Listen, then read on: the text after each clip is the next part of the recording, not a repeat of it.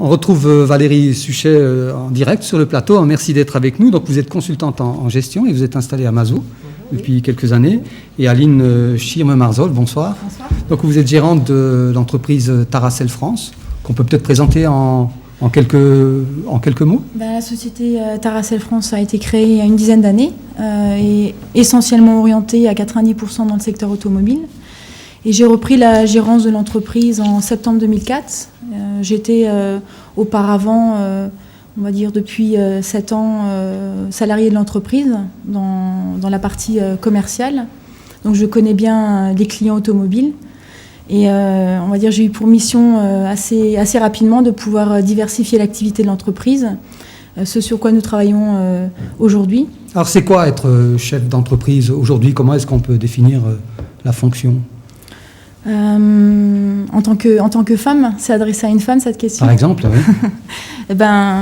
C'est exactement, on va dire, la même fonction que pour un homme. Oui.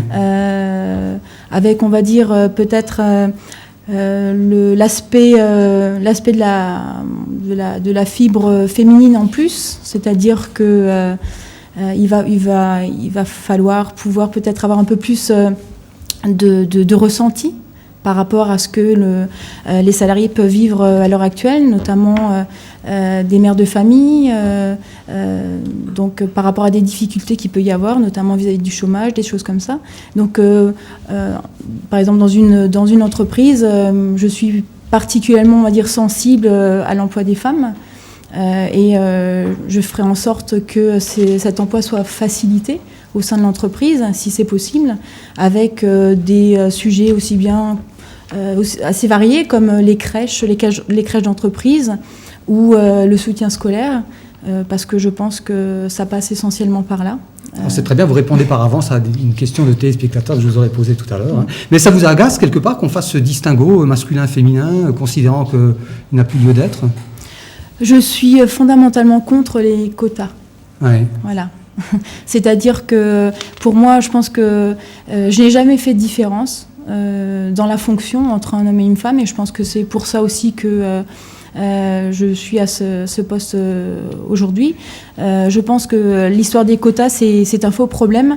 Il faut que les choses se fassent. Il faut que de plus en plus les femmes se développent dans on va dire dans de leur vie, en ayant accès, on va dire, à de la formation, et que les choses se fassent aussi petit à petit vis-à-vis des hommes, sans rien imposer, puisque ça peut aussi déranger certains schémas culturels où il faut aussi que les hommes puissent accepter de voir la femme évoluer et la femme vouloir être indépendante, voire à mener, on va dire, sa famille. Il y a de plus en plus de familles monoparentales.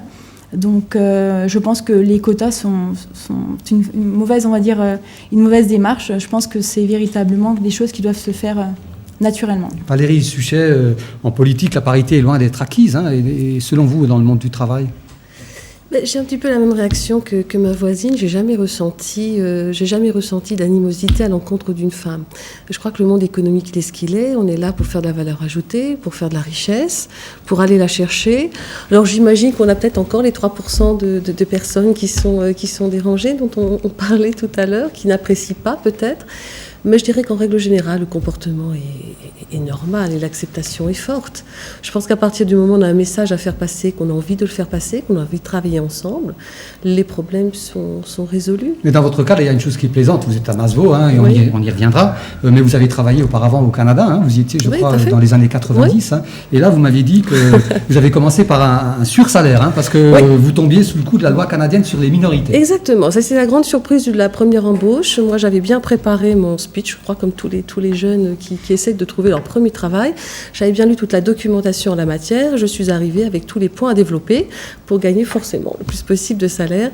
Et la surprise a été de m'expliquer que, étant une femme, j'avais donc droit à un salaire différent. Alors ça, c'était une moins bonne surprise dans un premier temps. Là où ça a été très bien, c'est que le sursalaire était réel. Donc ça a été un élément intéressant. Donc vous avez retiré je me suis dit positive. Je me suis dit finalement commençons sereinement. Les choses sont pas si tragiques qu'on puisse le penser. Elles le sont peut-être à d'autres endroits pour différentes personnes, c'est un fait. Mais bon, j'ai commencé avec beaucoup d'assurance en la matière. Qu'est-ce que vous avez très globalement appris au Canada ? Qu'est-ce que j'ai appris ? J'ai appris à travailler dans une très grosse entreprise. Qui était Bombardier. Oui. Je pense que tout le monde connaît Bombardier, ce sont les Canadair, ce sont ces avions qui lancent de l'eau sur les forêts en feu. Ce sont les fameux skidoo, les fameux sidou. C'est l'aéronautique. C'est le ferroviaire, c'est aussi des services bancaires impressionnants. Donc véritablement la très grosse entreprise avec les techniques de la grande entreprise. Donc moi j'ai appris à naviguer dans un environnement multiculturel, puisque c'est l'entreprise qui par essence s'est développée sur des extensions et des rachats de sociétés. Donc apprendre à travailler avec des Canadiens, avec des Français, avec des Irlandais, avec des Flamands, travailler sous la gouvernance de Canadiens, de Flamands, de Français, je crois que ça apprend beaucoup. Et après, quand vous revenez en France, vous trouvez des différences très fortes entre le monde de l'entreprise au Canada et en France ? Alors, les différences très fortes, on en trouve, mais on y va avec beaucoup plus on y va beaucoup plus franchement, puisqu'on a déjà fait un petit acquis d'expérience. Effectivement, le management n'est pas le même. Les objectifs n'étaient pas les mêmes, mais je passais d'une très grosse entreprise à une entreprise de 500 personnes, avec un management qui fut un management familial, racheté par des actionnaires hollandais, enfin anglo-hollandais, avec des objectifs financiers très forts. Donc je passais d'un actionnariat industriel avec des objectifs industriels à un actionnariat financier avec des objectifs purement financiers.